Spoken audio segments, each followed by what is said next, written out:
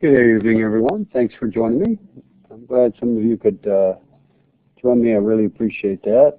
Thanks for the tough notice there. I'm trying to get some stuff working here.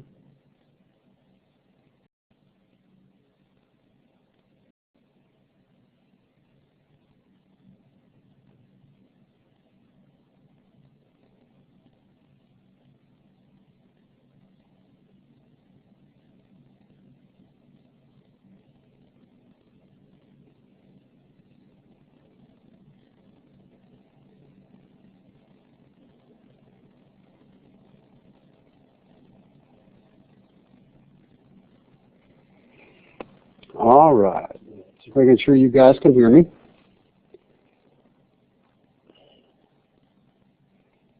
Thank you, Rory. We're a little early here. Teresa, thank you as well.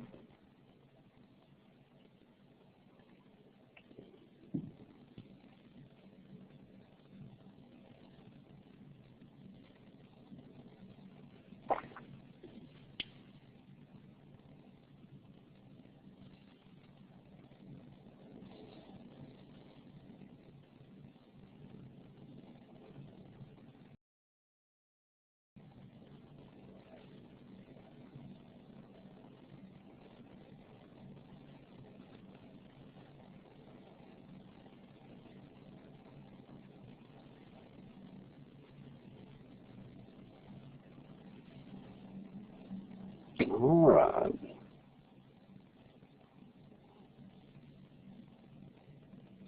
I'm hoping that you can see this PowerPoint that I have open right here. Is that accurate?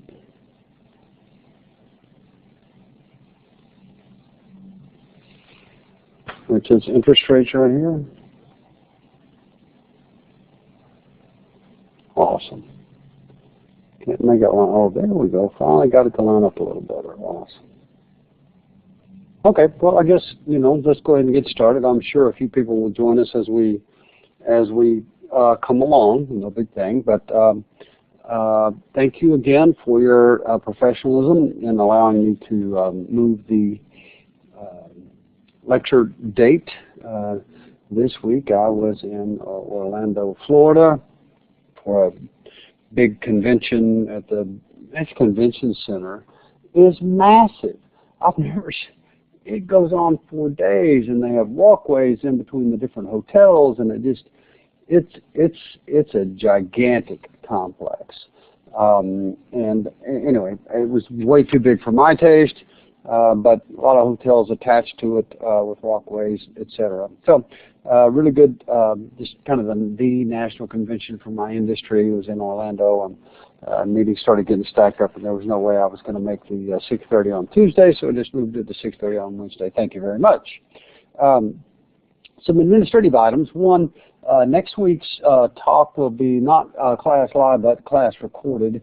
Since it is on bonds, I have a friend of mine that was an active bond trader on Wall Street in New York for a long period of time. He pre-recorded a lecture at a prior semester, and I'm just going to replay that for you because let's face it, he knows more about bonds and his pinky finger than I will ever know, and just can do a much better job of explaining bonds and how they work to you from a real true expert. So we'll have a guest lecture next week, and it will be in doc sharing. Also, for this week's work, there are Excel models in doc sharing around interest rates. Worth your time to just pull them down, take a look, noodle around. There's no homework on them, but it would be very helpful for you to know that. So take some time and understand that if you have the opportunity. But this week, we're going to talk about interest rates. In other words, if you want to borrow money, how much are you going to get charged? Or if you're going to loan money to somebody else, how much can you charge, or should you charge, or would you charge? Well, there's four main things that would affect interest rates. One, production opportunities. Well, that's a academic's way of saying, what are you going to do with the money? You have a good use for the money. Can you go build a plant like we were talking about last year. Last week we were talking about capital expenditures. So, you know, what is it that you could do with it? Could you take it and you know, build 10 more Whataburger stores or whatever? So do you have something that you believe has a profitable quality use for the money? Number one. Number two, what are the time preferences for money? So when do you wish to consume it? And that's both on the borrowing side and the lending side. So if you said, I want to, you know, if you're retired and you may want to get to that money pretty quickly, but if you are a 21-year-old college student, you may not, and you've got your money stuck in the 401k, you may be willing to lend it over a longer period of time. Or if you were a 21-year-old college student like I was and had no money at all, and so whatever money you could possibly scrape together, you needed to consume it right then and there, right? So quite a bit different in what are the time preferences for consumption, because if you, as the lender, would need that money really quickly and really soon, you're probably not going to want to lend it out unless you make a whole lot of money for it, which kind of lends to this notion of risk. So how likely is it that you are or not going to get paid back? And that would obviously, if you're going to lend money to Walmart, you've got a really good chance of getting paid back. If you buy a Treasury bill from the United States, you've got a real high likelihood of getting paid back. If you loan money to the guy on the side of the highway hitchhiking, well, it's your chance of getting paid back, right? And so there are just different levels of risk when it comes to the handling of money. And so you would want to charge differentially based upon that risk, right? And lastly is inspected inflation. And most of you and most of your lives that you have been paying attention to such things, you've never experienced inflation. It may seem odd to you, and it may be sort of another kind of academic notion, but as I will show you later this evening, it is anything but, and it is very real. It can be very real in many places around the globe, even though if it's not affecting us here. And so, you know, once again, if you had, back to these four things, production opportunities, if you have a real need for that money right now, and if you could make a whole bunch of money with it right now, you might be willing to pay a little bit more for it. And if you thought you could get a 14% return on that money, you might be willing to pay 8% for it. But if you're only going to get a 3% return on your money, you're not going to pay 8% for it. You're going to pay 1%. You might be willing to pay for it. The other thing is that time preferences. Once again, if you want your money right now to go spend it with your production opportunities or your, you know, use of capital, right? That's all they're really talking about. Look, when they call it production, what's the use of the capital? If you want to use it right now, it's got a different valuation to you in your mind. So the same for the risk. Riskier loans, you charge more. And if you think inflation is about to hit, you would charge more too. Right? Pretty simple. And some of it is sometimes it's just the psychology of both the consumer and the lender, which is, you know, I don't know, I feel uncertain about the economy, and therefore I'm unwilling to borrow money. And so there may be a low preference for consumption, even if there is a production opportunity. There may be a low preference for lending, even if there's a great production opportunity or a great high interest rate with low risk. You know, there is a psychology to this as well, and not just these straight ahead kinds of things. So it is not something that stays the same, and it changes quite a bit. So the book defines interest rates as the following: a risk-free rate of interest. So if you could lend the money and there was no risk whatsoever that you were going to get paid back, you would have a base. And you know, wild, crazy ranges, I mean, it changes over time, right? So it's never the same, but you could say 1 to 5%. So what does a T-bill rate pay if there was no inflation, there was no risk of you getting paid back? And so Everything after that gets kind of stacked upon these other notions on top of the base rate to assemble what is a rate that would actually get paid or charged for a particular use or project. Now, once again, throughout the course, throughout your academic career, we're going to use the U.S. T-bill rate as the risk-free rate of investment, or lending, which is, it's obviously not risk-free, but it's the closest thing to it in the world, so that's what everybody uses. Simple enough? So after that, the interest rates are going to stack on these other things. So the interest rate paid to the people who have the money, the book calls them savers, but lenders, I would call them, depends on how much they can, the producers or the consumers of the capital, the users of the capital, can expect to return on the invested capital.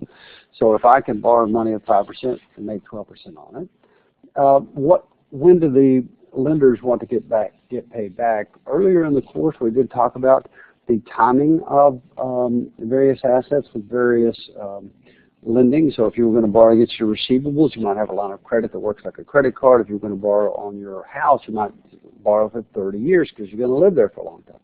Same thing here. So when do people want to get paid back? That would certainly be a factor in your interest rate. And crazy as it may sound, is, obviously banks want to make sure they're going to get paid back. They want to know they're going to get paid back, but you know what? They don't really want to get paid back, because if you pay them back, they don't make any money. Crazy. Once again, the riskiness of a loan or the expected future rate of inflation. So in that world, well, how do you make up interest rates? Well, one, we've got this, what's the required return on a debt? If you're going to, a note, the bank's loan you money on your house, or you're going to borrow money to build your 10 new Whataburger restaurants, or whatever it is, you've got this risk-free rate. Then there's a premium that's paid in addition to that, what they're calling the inflation premium here in this formula. So risk-free rate plus whatever the world thinks is going to happen around inflation. And I know it hasn't happened in most of your lifetimes, but it happens. And then what's the chance that you don't get paid back? So kind of a risk premium, right? So, if there's a chance you don't get paid back. And then there's a premium to be added for, I just don't have access to my money whenever I want my money, and I've got to wait until you pay me back according to the contract. And then there's a maturity risk premium, which sounds kind of odd again, but what it means is once this instrument, this contract, this loan document, this agreement matures at the end, I have no assurance that I will be able to reinvest that money again at the same rate at which I'm getting paid by you, which is back to this idea I mentioned just 2 minutes ago, which is banks want to make sure they're going to get paid back, but they don't want to get paid back. And in many cases, they'll have prepayment penalties, so if you pay them in advance, you've got to pay them for the luxury of you paying them off. Really happens. So, and once again, I'm going to mention it again, don't forget about whatever's going inside the head of the investor, lender, and the borrower. There's a psychological aspect to it as well. And if everybody's worried that North Korea is going to attack, that may change everybody's view of the world, right?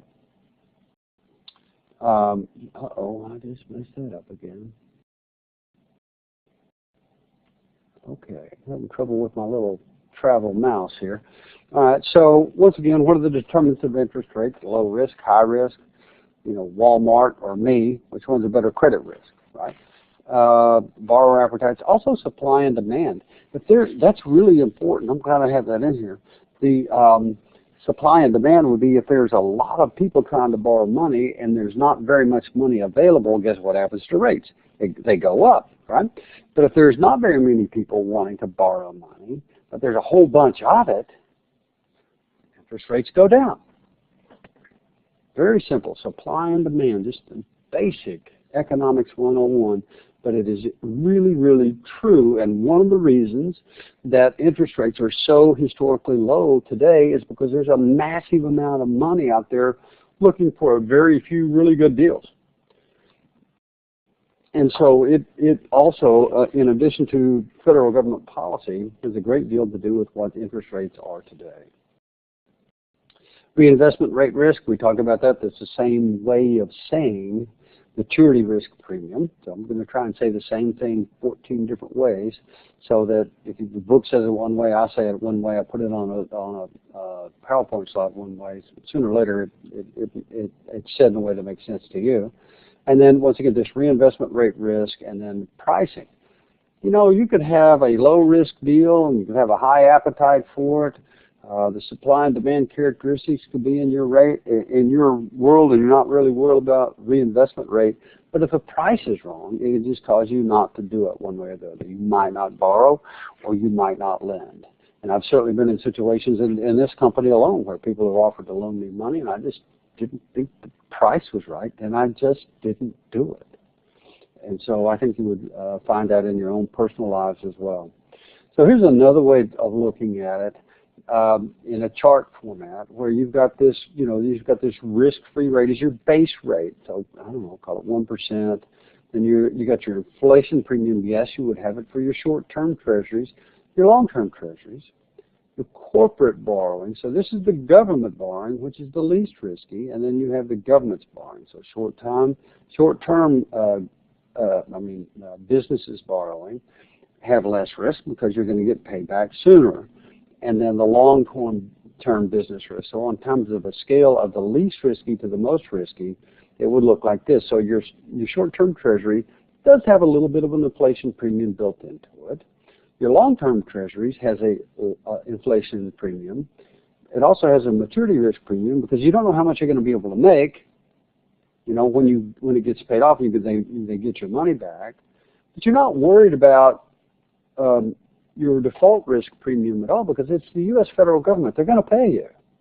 And you're also not worried about your liquidity premium because there is a ready market of millions of people who are investors that are investing in this. And so if you want to sell, there's always somebody sitting there ready to buy. So it is very liquid instruments with the U.S.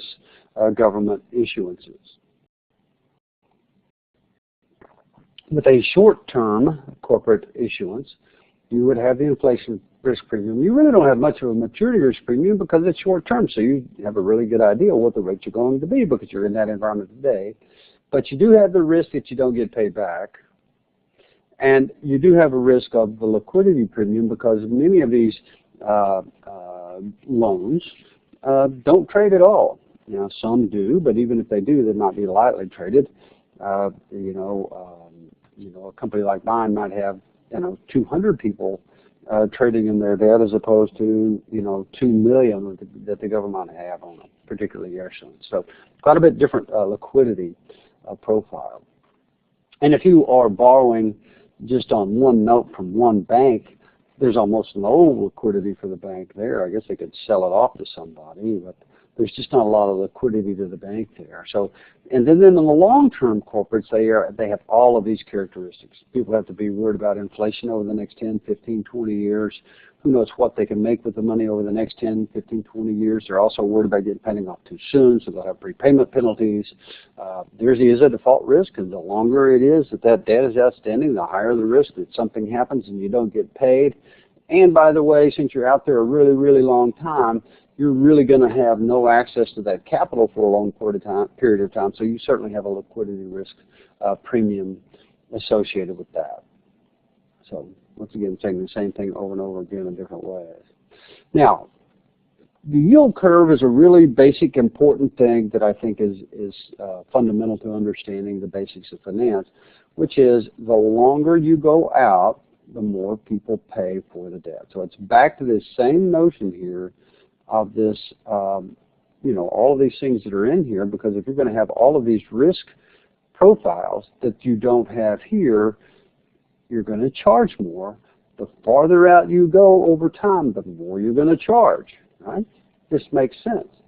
So my point is if I was going to give you $1 back tomorrow, you might charge me one interest rate, but if I was going to give you $1 back in 10 years, you'd probably charge me something completely different. Same here. So if you have a very short term, this is a March 2010 actual Treasury yield curve. So if you had a very short term maturity, you could see what the interest rate was. It was, less than, I don't know what that is, 0.5%. But if you were out here 30 years, you were over 4%. So this is the yield curve. That's a very standard looking curve, a very basic curve of what a yield curve looks like. Now they can change, they do, they invert. So if your interest rates are higher here or lower there, it's really based around inflation, and that really has a lot to do with what you would pay for a particular borrowing. So once again, the risk-free rate is the U.S. Treasuries. They are under some pressure, largely due to unbelievably high levels of borrowing by the U.S. federal government. They continue to borrow and borrow and borrow. I don't know how many trillions of dollars it is, but it's almost unimaginable how much money the federal government has borrowed with really no demonstrable ability to ever pay it back. And so much so that at one point, when there was a threatened shutdown of the government unless we could reach a budget agreement to figure out how to deal with these overwhelming amounts of debt, the bond rating agencies literally downgraded our rating as a country. And therefore, we should be charged more to borrow the money. The problem is nobody's any better than us, and so we're still getting it really, really, really cheap. But the risk-free rate we're going to use, and every professor you're going to have, and in your mind we need to think U.S. Treasury securities. But you need to understand, given our high debt levels, rating agencies, sovereign wealth investment funds, we're under some pressure here, and it's not really, really, really risk-free. It's just the best we can do for academic purposes. Now, once again, if you had a premium for each one of these things, you could physically calculate it up by saying the risk-free rate is 3%. I think inflation is going to go up 5%. But it's a short-term U.S. Treasury, so I'm going to put a zero maturity risk premium on it. So that is the rate I should make is an 8% for a risk-free for 1 year. Right? So that's the way. This is the book's way of doing it, not necessarily mine. But a risk-free for 10 years, you might say that 3%. But you need to get a little more for inflation here, so you would say 7.5% because I'm going to be out for 10 years. And I'm out there for 10 years, so I don't know what I'm going to be able to do with my money when I get it back. So I'm going to add almost a percentage point to that. So my adjusted appropriate nominal interest rate for 10 years would be 11.4%. And the same thing for this 20-year look. You've got 3 years on the risk-free, 7 3/4 for inflation because you're out there for a total of 20 years, and a higher maturity risk premium of almost 2% to give you an appropriate interest rate over 20 years for this particular issuance of 12.65. These have no relation to any real numbers at all. They are just shown for illustration purposes. Now, once again, a different way of looking at that is we have a traditional hypothetical yield curve. You have the real risk-free rate from 0 to 2. And if you plot those same numbers we had on the prior slide with the inflation premium and the maturity risk premium, you would get a yield curve that looks like this. So if you remember back to this 11.4 and 12.65, and you would end up with this 11.4 right in here and the 12.65 out here. So very standard yield curve look. Now, there is a relationship between the yield curve on treasuries and corporates.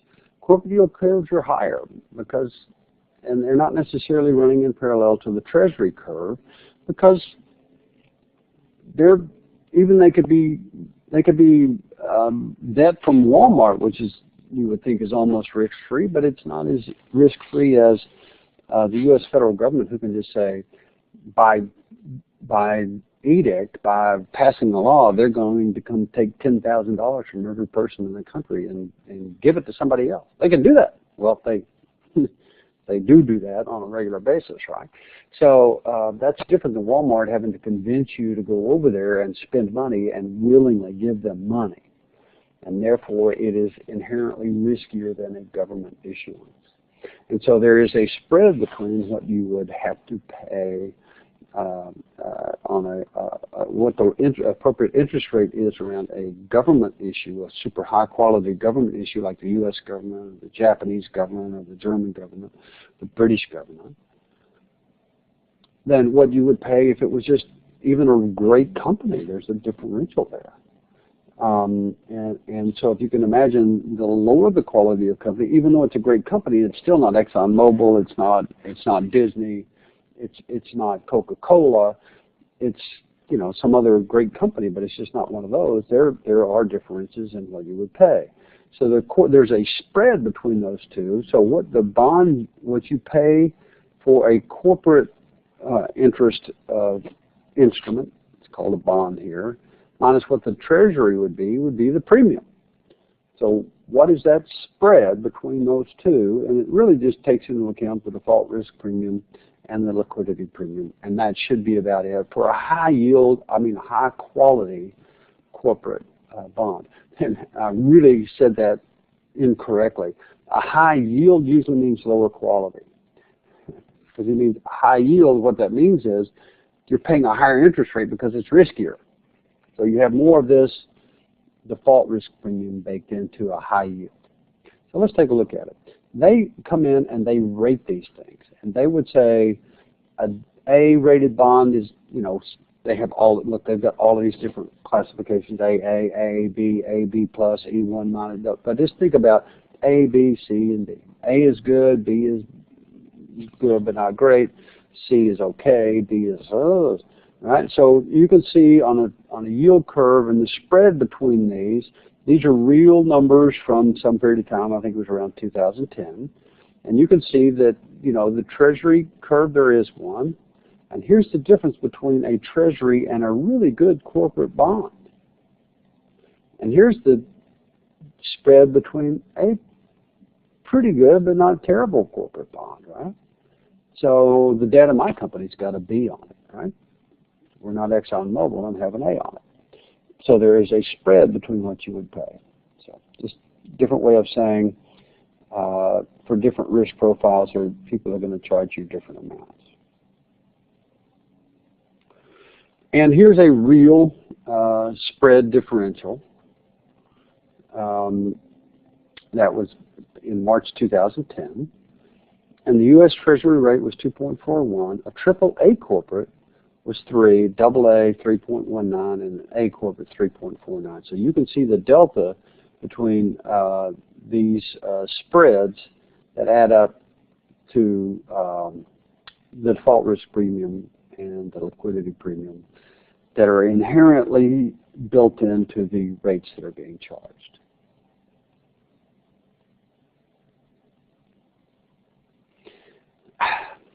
Once again, academic, but there is the notion that the yield curve depends upon what interest expect future interest rates to be. To that, I would say, duh, right? Wouldn't you think the same thing?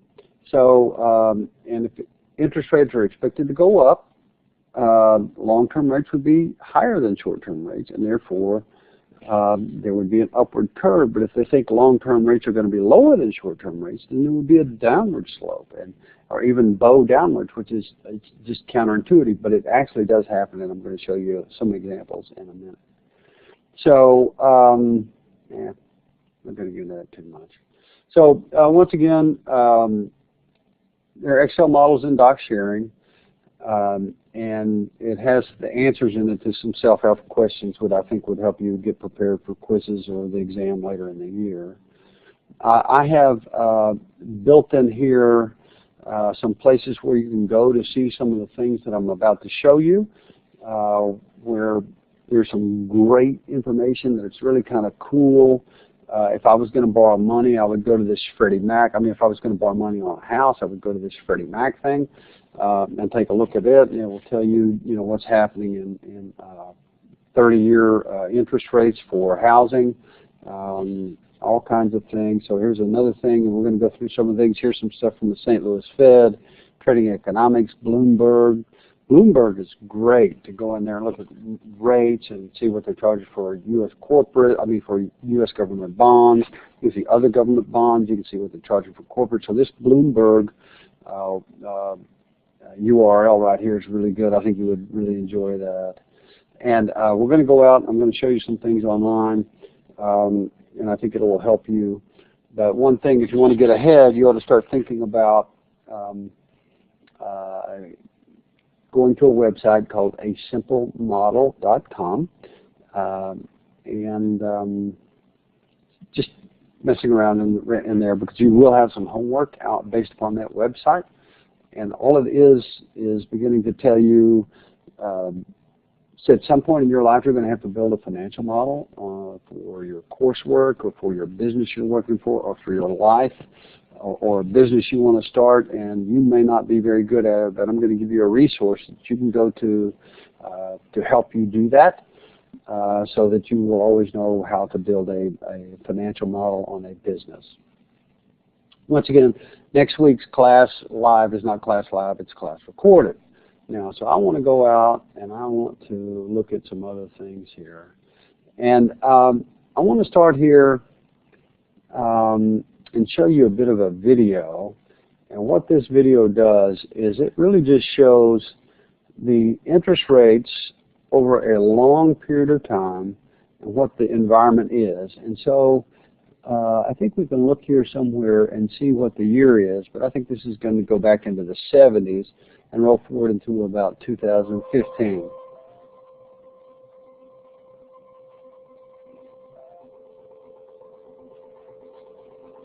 And I don't know if you can hear that crazy sound or not, but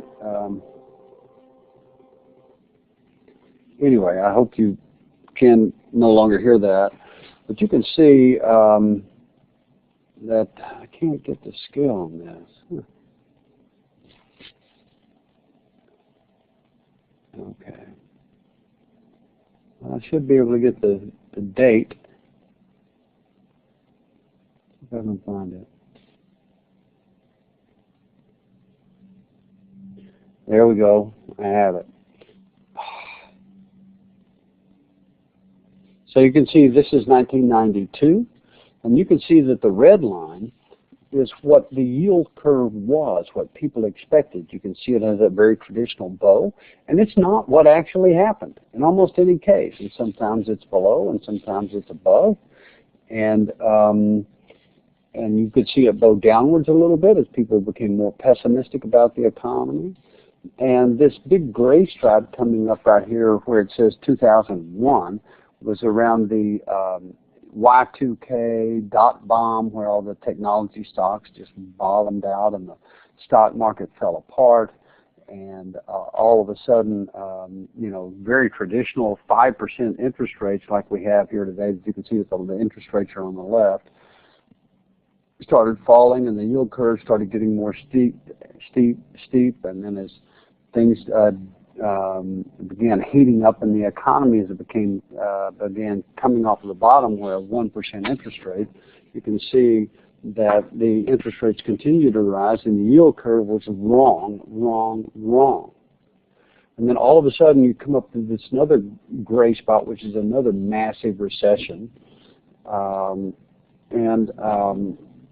So you can see what happened to interest rates. And then what happened after that is the federal government, in their infinite wisdom, both the Bush and Obama administrations, put unbelievably, historically low interest rates in place, almost 0% interest rates, to do what? To stimulate the economy, to keep the world's economy afloat, to keep this thing from falling apart. And they just fed money into the system. Where did they get the money? They made it up. Here's a different way of looking at the same thing. So this is over here on the New York Times site, and this is kind of volume weighted, kind of a 3D look at what the interest rates are. So if you can look here, this would be if I went back to the notion of short-term and long-term.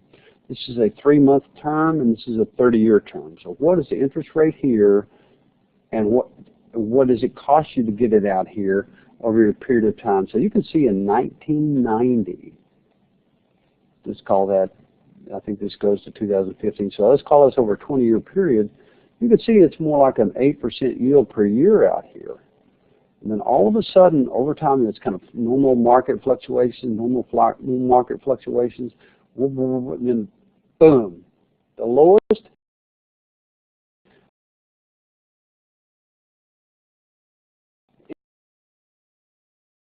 interest rates that anyone has ever heard of, and frankly, since they've been doing this stuff. And so it's the only time it ever really kind of spiked up right here was they threatened to shut down the government to balance the budget, and interest rates went up a little bit.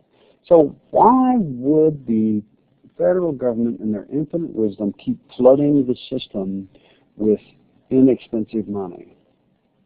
Well, they want to stimulate the economy. They want, when they play in a world where the economy probably would not function as well as it does without being propped up, this is how they do it. This is how the government manages the economy. It's the primary thing they do is what do they charge for money.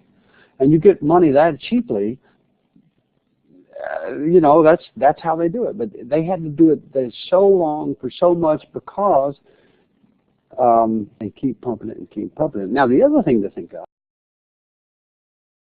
of is I alluded to the massive amount of government debt. So if the federal government was to raise interest rates, what would happen? They're raising their own costs. They're raising what they have to pay for money. If the Federal Reserve raises interest rates, then the federal government is going to pay a lot more in interest, and it's only going to come from two places: either your pocket and my pocket, or they're going to print it and make it up. So what they're going to have to do, they're going to have to keep interest rates low. So it's a really odd cycle that the federal government is in, and I'll give you one more look at it. This is our yield curve. I think this is today. So you know, let's call this a 1%. That's 2.32. I don't know why they use these particular ones. And this is the yield curve. And this is the S&P 500 stock index, which you can see out here in 2017. We're at all-time highs. 2009, a real deep recession. And I guess you guys are having a hard time hearing me. Oh well. And then I'll just play the video and let it play for itself, and you guys can watch it.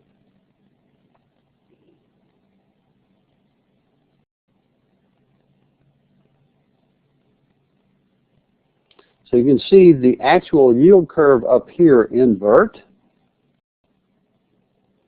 and even a downward slope, and this is 2000. This is us today. And this is what really happened at that date. You can also see what's happening in the stock market. And right here is after 9/11, the dot bomb takes place.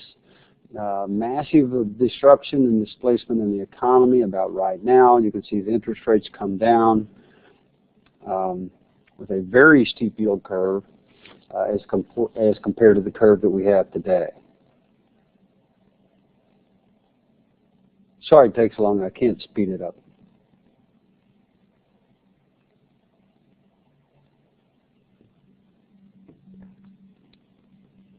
I think it's worth watching, so we'll just keep it rolling here for a minute.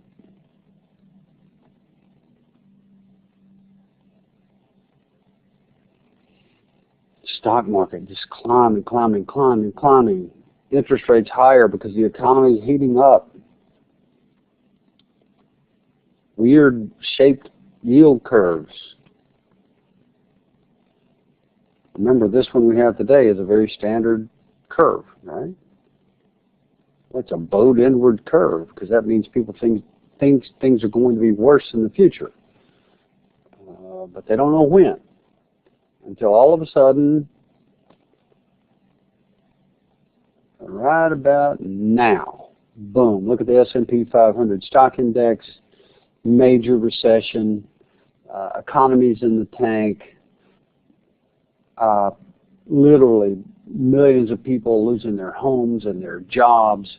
And I don't know if you're 21, it's hard for you to imagine this. Go watch the movie The Big Short. And that dip, that very dip that we just went through, that's what that's about. Literally millions of people out of work, millions of people with their homes being foreclosed on, massive disruption in the market. And then you juxtapose that with how cheaply the money is. But once again, the money is really, really, really cheap. But for long-term money, it is a very, very steep yield curve compared to historical norms or today. So we're in the range of very, very cheap money right at the tail end of the Bush administration, all the way through the Obama administration. Unbelievably cheap money. And what happens to the economy? They just keep pumping it up. And how do people get elected largely? There's an old saying, it's the economy, stupid. I didn't make it up, I didn't say that, but that's the old saying, is that if people are happy, they're making a lot of money, you will get reelected. If people aren't, they will elect somebody else. And so once again, it is typically in the politician's best interest to make the economy be really hot, because then they get reelected.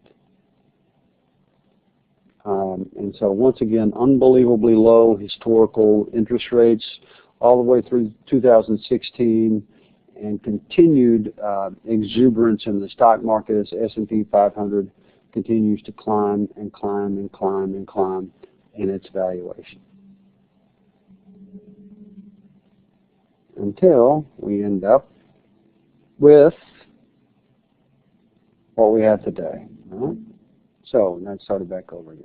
Anyway, I just wanted to show you those. I think this is really fascinating. The one that we showed back here, I'm not sure I want to show the grilling of a steak, but that was one. We have this one we just looked at, and this 3D view is probably the same thing that we looked at, where this would be a very normal environment. This is a big recession. The economy comes back up. The economy goes back down. Major recession. And today, it's an unbelievable, almost unheard of environment.